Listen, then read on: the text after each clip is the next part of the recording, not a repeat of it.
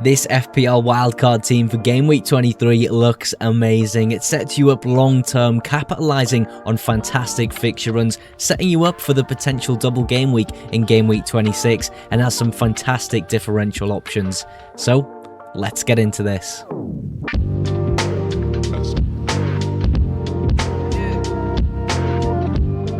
Welcome back to the FPL Moogs YouTube channel and welcome to today's wildcard draft for FPL Game Week 23. If you're brand new to the channel, make sure you are subscribed and don't forget to like the video either. It takes you 2 seconds to do. It's one of the best ways to support my channel, and let's aim for 15 likes. We're starting things off with the goalkeeper pairing of Kelleher and Sanchez. This pairing is brilliant. We'll check it out now because the fixtures last till about game week 35 here.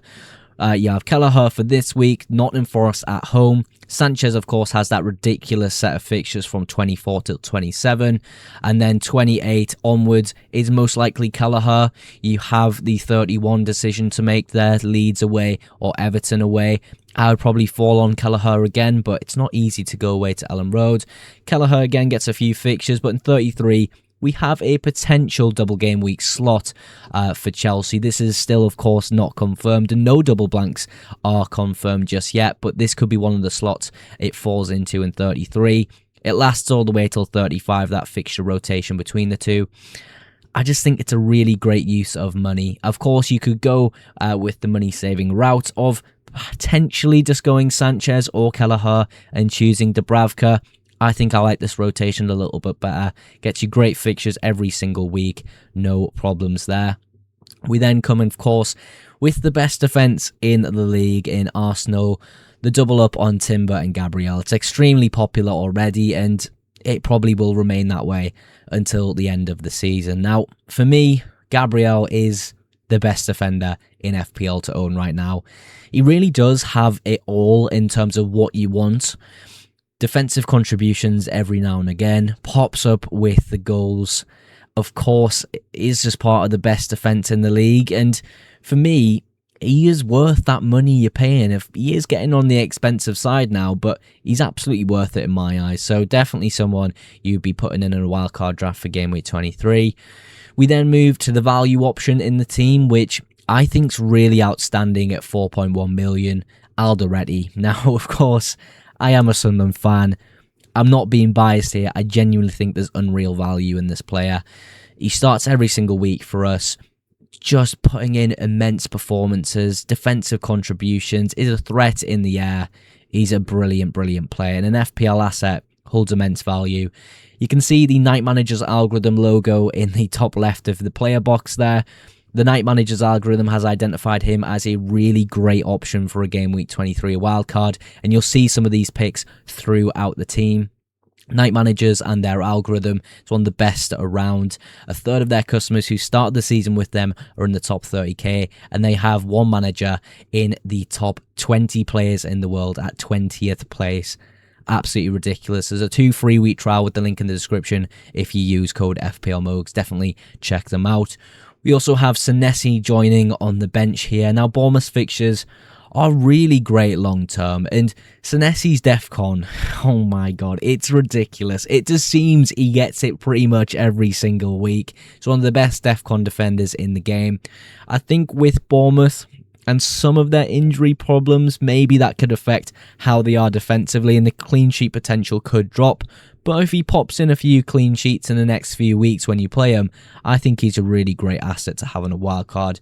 We also have Rodon here, 3.9 million. You're not going to be playing him every single week. He is the basically budget enabler, if I can get my words out, budget enabler of this team in the defense. You can definitely upgrade him if you need to do. But let's move up now to the midfielders. Moving up to the midfield now, we do have the most popular buy this week in Bruno Fernandes. It is, in my opinion, a week too early to have him, but on a wildcard draft for Game Week 23, you would be setting your team up for the longer term, and Bruno Fernandes is that type of player. Personally, with my side, I will probably buy in Game Week 24, but buying him on a wildcard for 23 isn't the end of the world. For me, he's a great long-term option. I normally call him the best midfielder in the game. I just think he's so good. He's more advanced now for Manchester United, and for me, I am definitely going to be buying him soon in my own FPL team. We also are looking at some Night Managers approved picks in Saka, Enzo and Anderson in this particular side. The algorithm has flagged these players as really high upside players, and Saka's a really interesting one because I think when we look at Saka's minutes, and I discussed this in yesterday's video when we had a look at my who to buy and also who to sell, and Saka was one of the players maybe we would just consider holding. He's not a buy and he's not a sell in my eyes right now. He's a monitor, and the reason for that, his minutes just aren't fantastic right now in the Premier League, and that is the worry. You're paying 10.1 million for a player who's not getting full 90s. That shouldn't be sort of a concern you're having with paying that price, but it is the reality of Bukayo Saka right now. I think still, looking at the potential double in 26, he could be the triple captain answer for that game week. I think Gabriel as well is a really strong candidate, but most likely on pens, Bukayo Saka feels like a really, really great option for that potential double game week. So for me, he joins the side on this wildcard draft. You also have Enzo Fernandez, another algorithm-based pick here.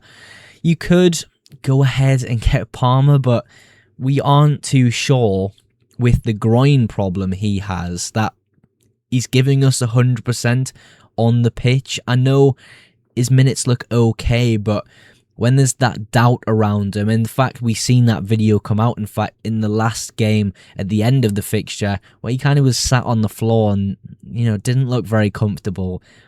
I'm not too sold on Cole Palmer, is basically how I'm trying to get at it here. Enzo, though, I am definitely sure of. I own him on my own FPL team. He's cheap, he's got great fixtures, and his data is really, really great. I think it's a fantastic buy on a wildcard for 6.5 million. I still think he's priced at. We also have Anderson from Nottingham Forest here.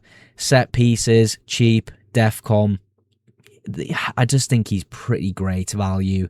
You could look at Enzo Lafay. If Tavernier isn't injured, sort of long term, you could also pick him, but I don't want to be putting in an injured player on a wildcard draft, and the algorithm is flagging Anderson as a really decent buy this game week. We've also got Njai, just winning AFCON, coming back, should be back for this Leeds at home fixture. Everton have just missed that spark in their team going forward. Something has been missing, and Njai's going to bring that in abundance. He is so skillful, so technically talented, and I think he makes a huge difference for Everton. A lot of people owned him at the start of the season, then AFCON's happened, and now he's back. And the fixture this week, and some of the fixtures coming up, are really good for Everton. I think Njai is a brilliant differential option on a wildcard for 23. Across the midfield, though, I think this looks incredibly strong so far. Into the forward line here, we're setting up for success for a longer period of time, and that's why things might look a bit boring. There's no out there picks, there's no huge differentials, although Krupi Jr. is on the bench, and we'll get to him in just a second. I want to start off with Thiago here. Nottingham Forest at home this game week is a fantastic fixture, do not get me wrong, but maybe there is some thought not to go with him on a wildcard for 23, but I'm going to slightly prove that wrong here, because when we head over to the fixtures here, this game week for 23, absolutely brilliant fixture, but 24, Aston Villa, 25, Newcastle, both away, then we come into Arsenal at home in 26. And the reason I'd say I'm going to prove myself wrong here is because from 27 till 35, the fixtures look unbelievable for Brentford. Brighton, Burnley, Bournemouth, Wolves, Leeds, Everton, Fulham, Man United, West Ham. He's such a great hold for me. He really, really is. His goals this season have been outstanding. Just a great asset in my eyes. If you can get past the sort of bad fixtures coming up for Thiago in Aston Villa, Newcastle and Arsenal, you're setting yourself up for a really great long-term option in FPL.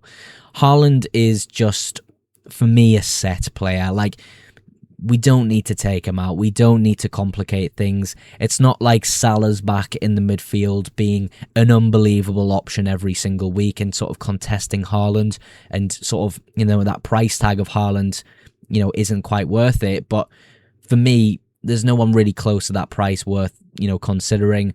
He's worth the money. You can make an unbelievable team with him in it. There's not a problem having him in. He's the best goal scorer in the league. You could even say he's one of the best goal scorers in the world. In fact, he probably is.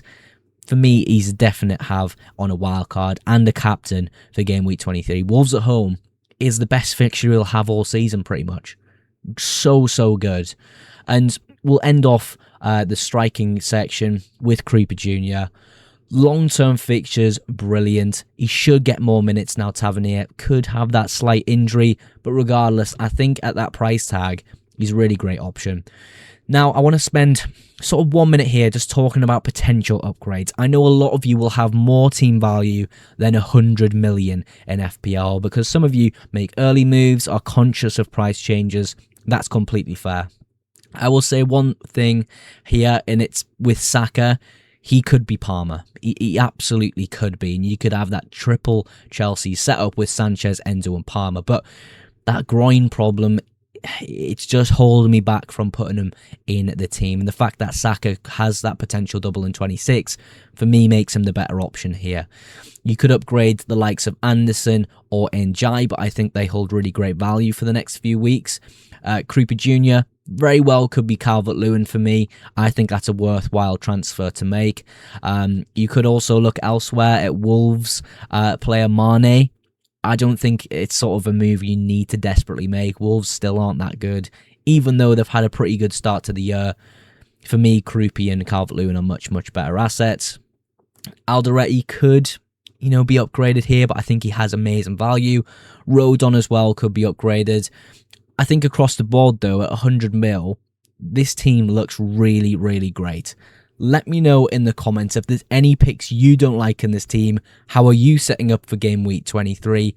Drop it down in the comments. Tomorrow afternoon, you can expect my team selection for game week 23, so make sure you're looking out for that. If you did enjoy today's video, make sure you've dropped a like. If you aren't yet subscribed, go ahead and click that sub button for future FPL content and FPL streams. But that is everything for today's video. Thank you again so much for watching, and I'll catch you in the next one.